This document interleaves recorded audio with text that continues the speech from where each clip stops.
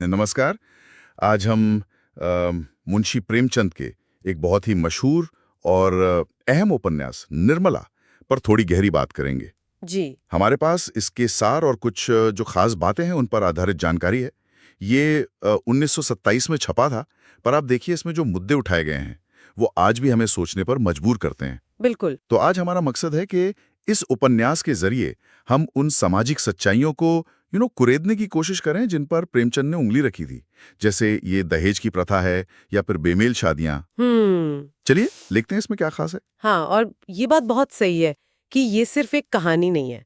मतलब ये उस जमाने के समाज की, और सच कहूं तो कुछ हद तक आज के समाज की भी एक सच्ची तस्वीर पेश करता है। अच्छा। इसमें हम देखते हैं कि कैसे जो सामाजिक दबाव होते हैं वो एक इंसान की मतलब पूरी जिंदगी को बिखेर के रख देते हैं। तो कहानी का जो सेंटर पॉइंट है वो निर्मला है, एक पढ़ी लिखी खूबसूरत लड़की।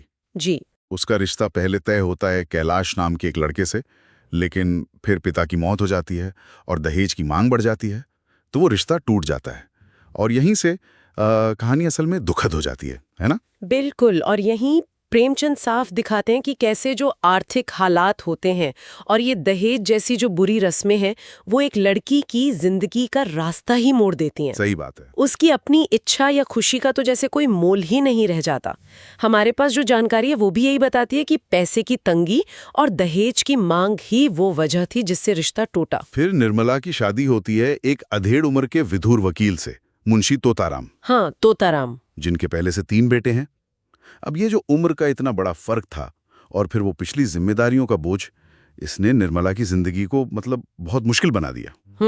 ये बेमेल शादी वाला मुद्दा यहाँ बहुत साफ उभर कर आता है। और ये सिर्फ उम्र का फासला नहीं था, ये इमोशनल लेवल पर भी था, मतलब भावनाओं का भी था। अच्छा। जानकारी यही बताती है कि निर्मला अपने पति से दिल से कभी जुड़ी नहीं पाई।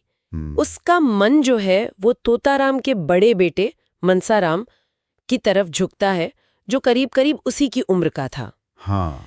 पर यहाँ ये समझना जरूरी है, और सोर्सेज भी बताते हैं कि ये जो लगाव था वो बिल्कुल पाक था, माँ जैसा, उसमें कुछ गलत नहीं था। लेकिन यहीं पर शक की एंट्री होती है। तोताराम को शक होने लगता है। हाँ, शक। और वो मनसाराम पर गलत इल्जाम लगाकर उसे घर से दूर हॉस्टल भेज देता है, जहां फिर उसकी तबीयत बिगड़ जाती है और मौत हो जाती है। जी।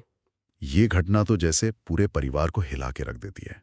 मतलब कमाल है, शक किस तरह एक बेगुनाह रिश्ते को देख सकता है, कितना विनाश कर सकता है। बिल्कुल। और यही तो प्रेमचंद की कलम का कमाल है। वो दिखाते हैं कि शक मतलब संदेह कितना विनाशकारी हो सकता है, खासकर तब जब वो बिना किसी पुख्ता सबूत के हो, सिर्फ समाज के डर और पुरानी सोच की वजह से पैदा हुआ हो। सही कहा। इससे न सिर्फ मनसाराम की जान गई, बल्कि जानकारी के मुताबिक तोताराम का पूरा परिवार ही बिखर गया, और वो खुद मतलब जिंदगी भर उस पछतावे की आग में जलता रहा। तो अगर हम देखें इस पूरी कहानी से कौन सी बड़ी बातें, कौन से मुख्य विषय सामने आते हैं? एक तो दहेज की समस्या हो गई, फिर बेमेल शादी का जो दुख है वो, औरतों के सम्मान की अनदेखी, और शायद सबसे बढ़कर शक से कैसे परिवार टूट जाते हैं। यही सब इसका निचोड़ लगता है ना? आपने बिल्कुल सही पकड़ा। और इसमें दिलचस्प बात यह है कि प्रेमचंद इन सबको अलग अलग नहीं दिखाते। अच्छा।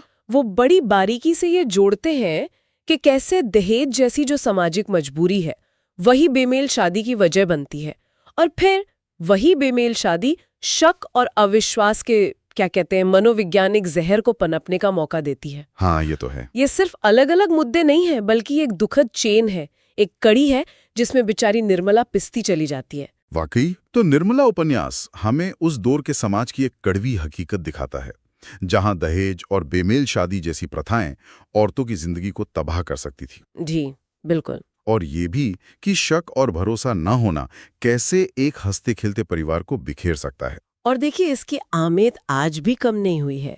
ये उपन्यास आज भी हमें सोचने पर मजबूर करता है कि क्या हमारा समाज इन बुराइयों से पूरी तरह उभर पाया है।